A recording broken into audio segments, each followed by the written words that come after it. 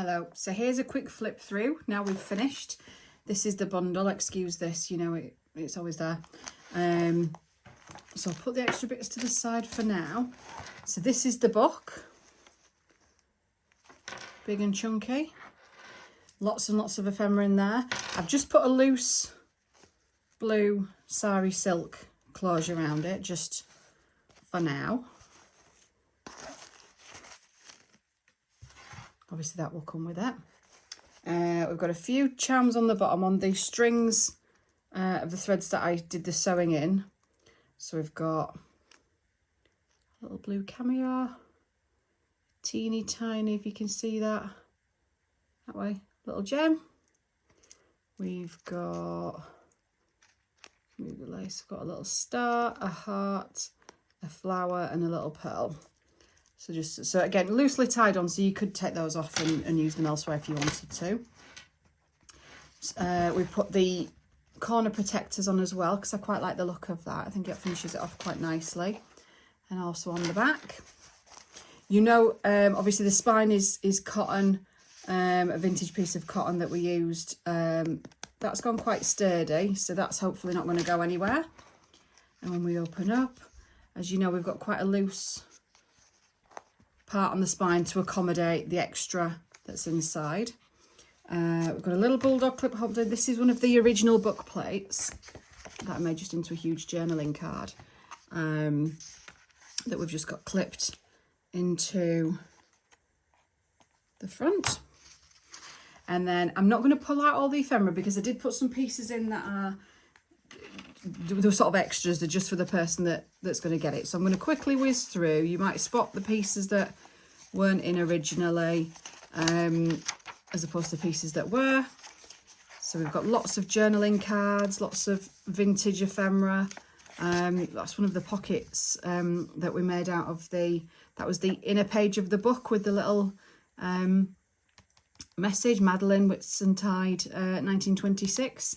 So that was originally in the front of the book. We've got handmade ephemera. We've got vintage ephemera. We've got antique ephemera. We've got antique pages.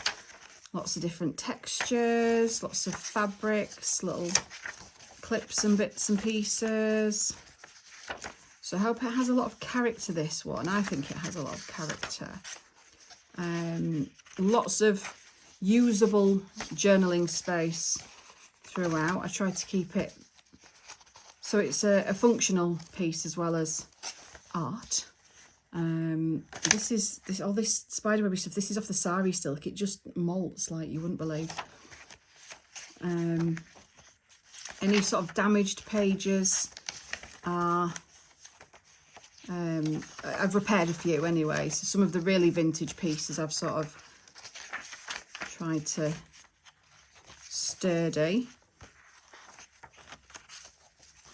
and I've stuck with blues and neutrals as best I can throughout, and florals as well, because it is a French floral book that we've made the cover out of. So we've got florals dotted about as well. Of course, the majority of the ephemera is you're able to take out. You don't have to keep it in. And that will obviously dramatically shrink down the size or the chunkiness of the book. And if you've seen any of the other videos, then you'll have seen some of the vintage pieces that I've put in, and you'll understand what they are. And thinking particularly about, which one did I just say? The little envelope, pulley outy envelope that I think is particularly cool. I don't know where it was now. Where was it? There. So that's that. So that's the book itself. And then this is a really old antique little pouch that I've put, although I've kept them in a paper bag so as not to catch on anything. There are, because I didn't want to cause any damage to the fabric. There's lots of vintage and not vintage haberdashery pieces in there, and little bits for any slow stitching or just for prettiness, and then some pearl trim as well in a little glass bottle. I just thought finished it off quite nicely. So there we are. It's been a fun one to make, and on to the next.